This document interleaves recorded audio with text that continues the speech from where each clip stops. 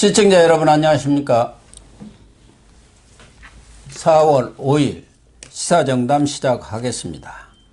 시청자 여러분, 재보선일이 불과 2일 앞으로 다가온 가운데 민주당과 박영선 후보 측이 국민의힘 오세훈 후보의 내곡동 땅을 둘러싸고 극도 네거티브전을 전개하면서 종반 선거 양상이 혼탁선거로 치달아가는 양상입니다.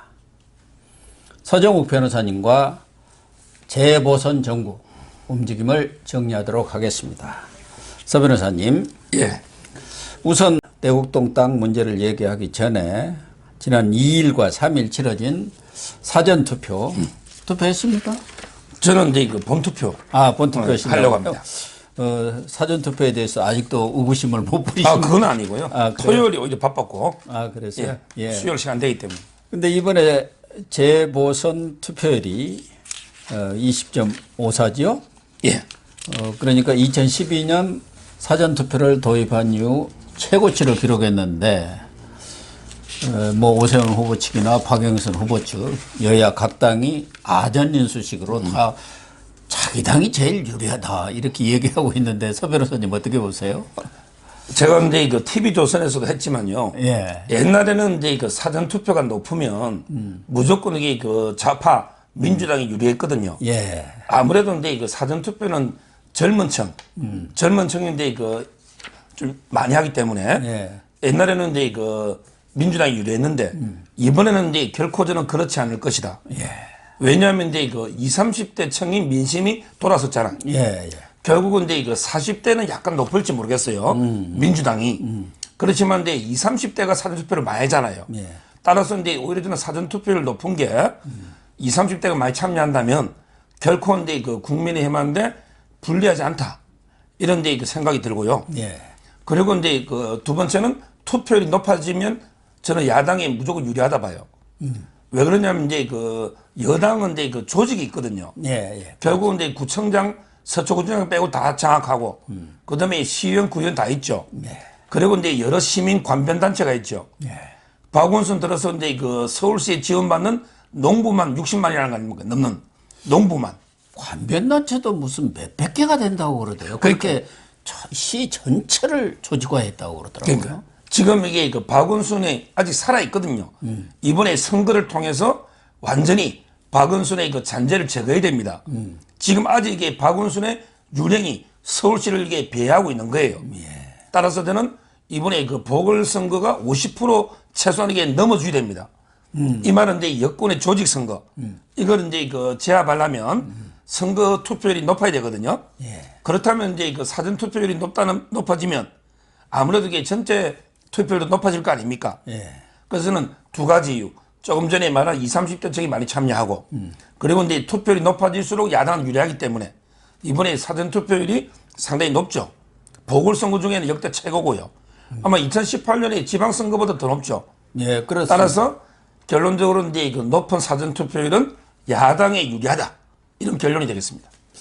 본투표가 과연 얼마가 될 것인가. 지금 말씀하신 대로 여론조사 전문가들은 50%를 넘어야 오세훈 후보 측에 유리하다. 그런 입장들 아니겠습니까?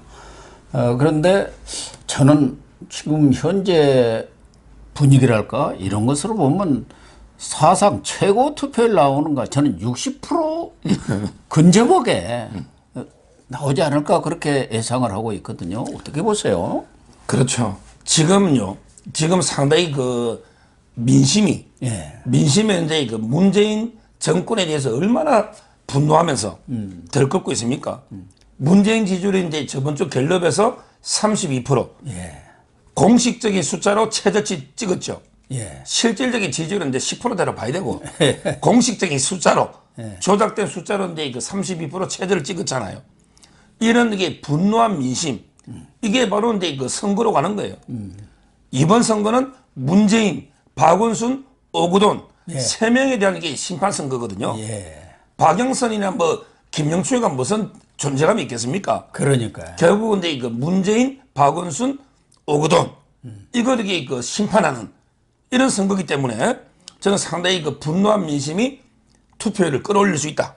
박사님 말씀처럼 예. 최소한 저도 이제 그 55%는 안 넘겠는가 이런 이제 그 기대를 하는 거고요. 그리고 이제 그 뭐 민주당 좌파들은 야, 숨은 게 그 샤이 뭐 진보가 있다. 예, 그러니까. 제가 옛날에 그 샤이 보수란 말 들어봐도 예. 지금은 이제 그 결국 찍는 사람이 대깨문들밖에 없는데 대깨문들은 이게 그 머리가 없거나 양심이 없거나 둘 다 없거나 이게 대깨문인데 대깨문이 뭐 부끄러움이 납니까? 샤이가 어디 있어요? 좌파 중에 샤이가 어디 있습니까? 대놓고 이게 대깨문 지금 행태들 보십시오. 유튜브나 조작하는 거 보면 방송에 샤이보수는 조금 있었어요. 보수는 이제 점잖으니까 이제 그 좀 이게 부끄러움도 알고 수치도 알잖아. 예. 근데 저 대깨문들이 뭘 부끄러움을 안다고 샤이 진보가 되냐 이렇게 저는 보는 거죠. 그러니까 말씀하신 대로 이번 선거 자체가 무슨 박영선이라든가 김영춘 뭐 이런 사람과 대결이라기보다는 문정권에 대한 심판이고 문재인 대통령에 대한 신임 투표 성격을 갖고 있기 때문에 뭐 여러 차례 얘기를 했지만 백약이 무효인 상태가 아닌가 그런 생각이 들고 뭐 윤석열 전 총장도 얘기를 했죠. 정의와 상식을 되찾는 그런 반격의 출발점이다. 지금 출발은 4.7에서 하지만 종점이 어디겠습니까? 내년 대선 아니겠습니까? 그 점을 아마 윤석열 총장도 얘기한 거 아닌가. 출발점이 있으면 종점이 있을 거 아니겠습니까? 그러니까요. 예, 정권 교체를 반드시 해야 한다. 그래서 윤기중 90세 대신 아버님하고 와서 사전 투표를 한 거 아니겠습니까? 그렇죠. 저는 윤 총장이요 상당히 그 사전 투표를 오전에 했잖아요. 상당히 의미가 있는 게 일단 선거법 위반 논란을 좀 피하고요. 예. 그다음에 정치적 중립성 또 그전에 이제 그 안동지청장 박철환 이런 데 논란도 있었잖아요. 예. 이런 데 논란을 피하면서 오히려 이제 그 투표율을 높이고 그리고 사전 투표 조작 걱정하지 말고 내가 총장이 내가 하는데 믿고 안심하고 사전 투표도 많이 참여해라. 이런 이제 강력한 메시지로 아버님 모시고요. 이렇게 그 투표를 했고요. 윤 총장의 그 침묵 있잖아요. 그 침묵은 저는 말보다 오히려 이제 때로는 행동이나 침묵이 말보다 더 큰 울림, 메시지를 주는 경우가 있거든요. 근데 며칠 전에 조선일보하고 인터뷰 있잖아요. 예. 조금 전에 그 말한 이번 선거는 거대한 이게 권력의 성범죄 때문에 하고 2차 가해가 이루어지고 있다. 그래서 이제 그 정의와 상식을 되찾는 반격의 출발점이다. 요거하고 그다음에 실제 행동 투표하고 두 개를 결합시켜 봐야 돼요.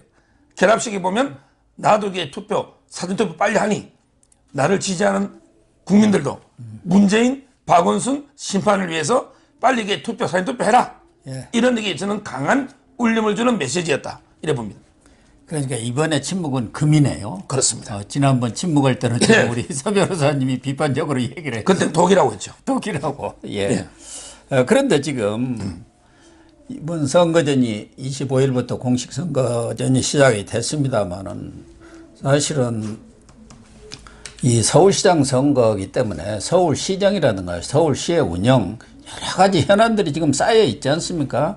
이런 것을 놓고 후보 간의 어떤 공약이라든가 비전, 정책, 또 인물 그런 대결 양상으로 가야 하는데 이상하게 과거 선거와는 달리 이번에는 집권당인 민주당과 박영선 후보 측이 네거티브 선거전을 주도했고 뭐 여러 차례 이야기한 대로 기승전 내곡동 땅 이렇게 지금 나갔단 말이에요. 그러면 그것이 효과가 있었느냐? 그렇지 않다는 거예요. 많은 사람들이 지금 박영선 후보가 내곡동 수렁에 빠져버렸다. 근데 오늘 오후 2시에도 지금 마지막 한국방송기자클럽에서 주최하는 TV 토론회가 있는데 여기서도 지금 핵심 쟁점은 내곡동 땅이 될 것 같아요. 근데 문제는 지금 그 2005년에 청장 할 때 오세훈 후보가 거기에 갔었느냐. 그리고 그때 생태 땅집 주인, 여자 주인이죠. 황모 씨하고 그 아들이 지금 그 부분에 대해서 뭐 여러 군데에서 몇 군데에서 얘기를 했어요. 그게 지금 안 맞아서 문제 아닙니까? 서로 달라요. 그렇죠. 결국은 이제 그 정책 선거를 못 하는 게요. 정책을 이게 그 손발도 안 맞고요. 문재인 정권하고 박영세가 뭘 했어요? 문재인 정권의 부동산은 잘했다고 생각하지 않는다.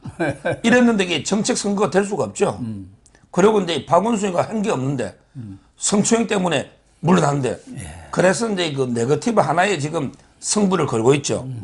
근데 저는 이번에 그 김어준이하고 합작해서 김어준이가 이제 그 정치 조작 공작소 정치 이제 공작소 뉴스 공작 뉴스 공장이 아니고 뉴스 공작소 공작 정치 공작. 예, 뉴스 공작소 사장 아닙니까? 예. 그래서 이제 그 저는 이 사건을 생태탕 게이트 생태탕 게이트. 뭐 생떼를 쓰는 거죠. 생떼탕. 예. 조수진은 이게 생떼탕이라고 그랬어요. 예. 생태가 아니고 생떼를 쓴다 이거죠. 예. 근데 저는 이게 그 제2의 김대읍 조작 사건.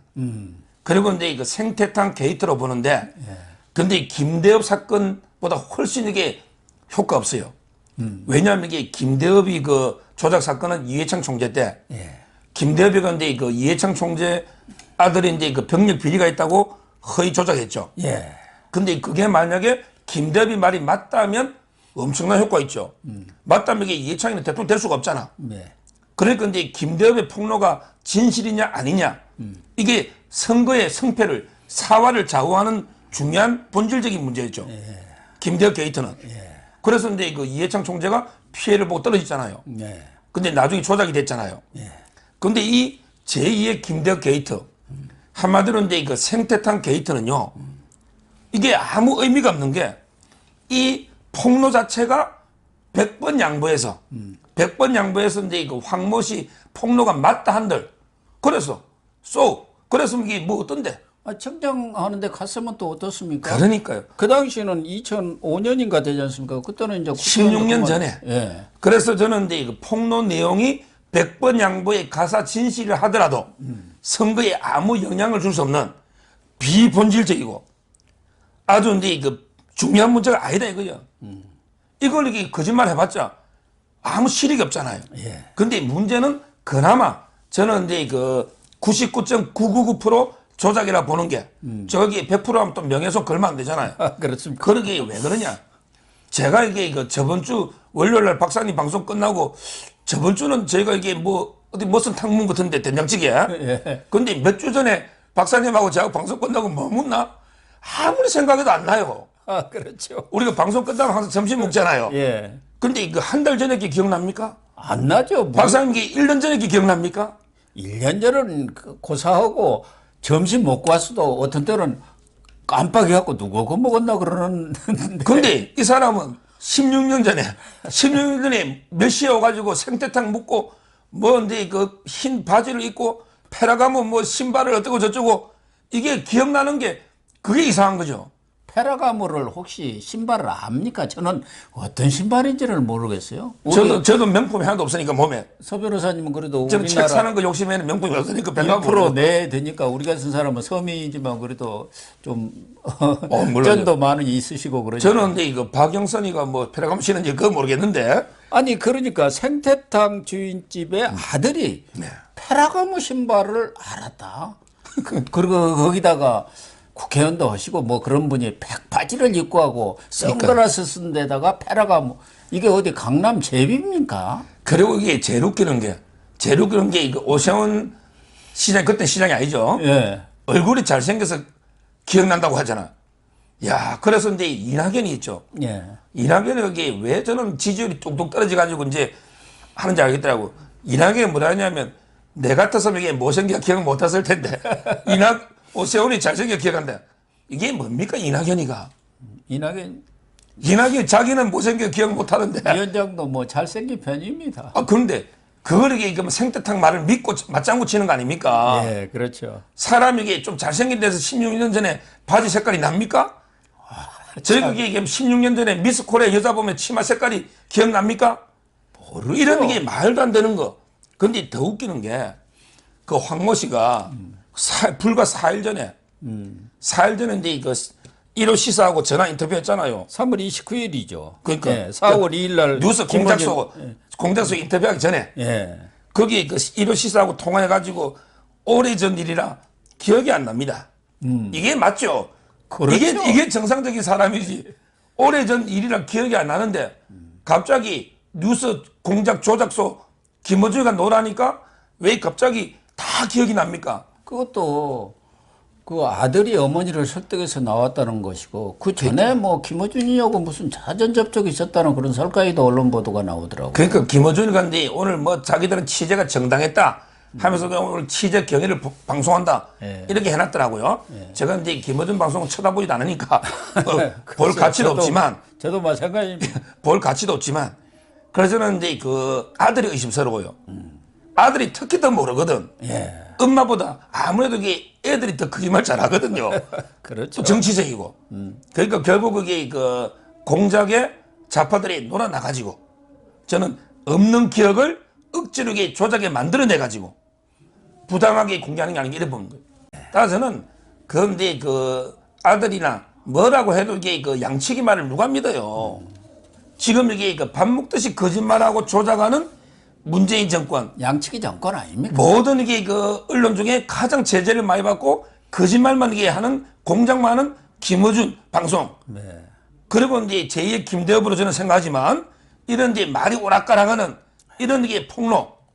한마디로 이게 바로 이제 윤석열 총장이 말한 상식에 반하는 이게 상식에 반하는 거예요. 그러니까. 16년 전에 이렇게 다 기억난다는 이걸 이렇게 믿고 찍을 국민 바보가 어디냐 말이에요.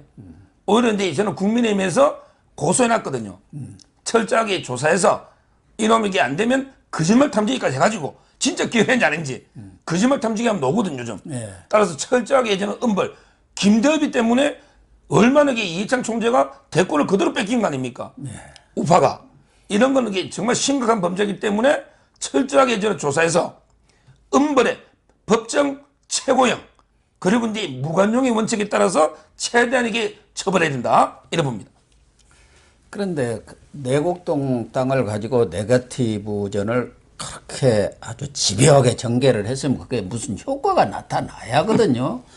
그런데 현실적으로는 오히려 역효과가 나타나는 것 아닌가. 오히려 박영선 후보 같으면은 사선 국회의원을 했고 중소벤처기업부 장관들하고 나름대로 상당히 똑똑한 분 아닙니까? 그러면은 자신의 인물이라든가 공약이라든가 또 비전을 가지고 더 오세훈 후보 측을 압도하는 그런 정책을 내놨더라면 더 나았을 것 아닌가. 오히려 네거티브전 아마 당하고 상의를 해서 당 쪽에서 무슨 전략가라는 사람들 있잖아요. 무슨 진성준이다 누구다 그런 사람들을 끌려가다 보니까 이렇게 돼버린 거 아닌가. 오늘 뭐 중앙일보도 그런 얘기를 했더라고요. 당의 전략에 끌려가다 보니까 이 수렁에 빠졌다. 오히려 박영선 후보는 포지티브로 나가고 당에서 누가 다른 사람이 좀 그런 문제를 제기해서 역할 분담을 해야 하는데 지금 오세훈 후보나 국민의힘은 박영선 후보 측에 대해서 여러 가지 약점들을 뭐 이런 것들이 있지만 얘기 안 하잖아요. 그렇죠. 근데 그게 뭐 박영선 저는 잘못 보다요. 분위기란 게 있거든요. 2018년에는 이제 그때 왜 트럼프하고 김정은하고 이제 그 선거 전날 싱가포르 그때 그 쇼 했잖아. 위장평화 쇼. 그럴 건데 그때는 누가 넣어도 야당이 전멸이죠. 뭐 대구 경북 빼고 다 전멸이잖아요. 근데 이번에는 문재인이 때문에 이번 선거는 제가 말했지만 제가 이게 말해가지고 요즘 유행어가 됐던데 같은 제가 오박이라 그랬잖아요. 문오박. 문재인, 오거돈, 박원순. 이쪽은 이제 그 윤오박. 윤석열. 그 다음에 오세훈. 박영준 아닙니까? 근데 윤석열의 지지가 40% 하늘을 뚫고 문재인의 지지가 20, 30% 완전히 지하로 기고 있는데 여기에 박영세가 뭐 정책 선거 저쪽에 해봤자 그 정책 1년 만에 뭐 무슨 정책 합니까? 결국에 저는 박영세가 어떤 전략을 취했던 간에 이번 선거는 어렵고요. 그리고 이제 서울시만 놓고 보자고요. 그러면 이제 그 이쪽은 4명의 연합군이에요. 오세훈, 그 다음에 그 안철수, 그 다음에 나경원, 그 다음에 금태섭. 이 4명의 연합군하고 저쪽은 보세요. 박영선, 그 다음에 우상호, 뭐 그 다음에 뭐 김진애, 조정훈, 영양가가 없죠. 조정훈. 영양가 없는 게 아니고 우상호하고 임종석이하고 이인영이는요. 박영서에 버립니다. 버려놓고 이게 박원순 계복 떠안아가지고 대권 후보를 내려고 하거든요. 586 운동권들이 자기들끼리 모여가지고 도원의 결의를 했다는 거예요. 그러니까. 문재인 정권을 다시 승계하는 그런 운동권, 말하자면 586 운동권에서 후보를 내야 한다. 그랬다. 그렇죠. 그런 그래서 이제 그 4대4 아닙니까? 지금 이게 안철수, 나경원, 금태섭이 얼마나 열심히 뜁니까? 근데 저쪽에는 오히려 계속 표를 갖다가 오히려 자살골만 계속 엮고 있잖아요. 박원순이 띄워가지고. 예. 그래서 이런 상황에서는 저는 저쪽에서는 이게 원팀이 돼가 정책 선거를 할 수가 없어요. 그러니까 이제 마지막으로 그냥 한방 노려보고 이게 차라리 거짓말 프레임 안 통하더라도 한번 노려보고 그러다 안 되면 이게 중대 결심해가지고 그냥 표가만 너무 차이가 나고 쪽팔리니까 그냥 이게 그냥 사퇴해버릴까 이게 중대 결심론인데 그게 또 쉽습니까? 그래서 뭐 중대 결심한다고 뻥 맞히더니 결국에 오세훈 고발만 했잖아. 그게 중대 결심이에요? 고발은 이게 수십 건 수백 건 들어와 있어요. 아무 영양가 없는 고발 그거 가지고 이게 뻥치는 이런 게 공갈 협박 정치하고 있는 거예요. 아니 중대 결심이라는 것은 상당히 중요한 어떤 선거 전략의 메시지 아닙니까? 그러면은 후보하고는 적어도 상의를 했어야 할 거 아니에요.